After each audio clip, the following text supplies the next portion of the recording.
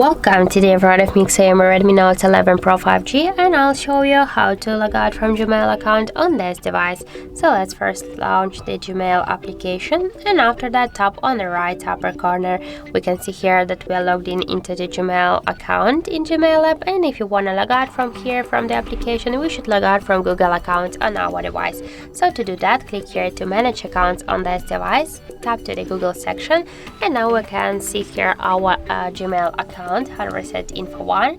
So let's remove this account just by this way. Click here to more and tap remove account. After that, click here to remove account again and confirm your action by click here to OK. Now just enter the password or draw the pattern if you have some just logged methods on your device. Now we in Google account settings we will just have no any accounts logged in. So let's go back to the application, refresh the app, and we can see that we are logged out from the Gmail app also.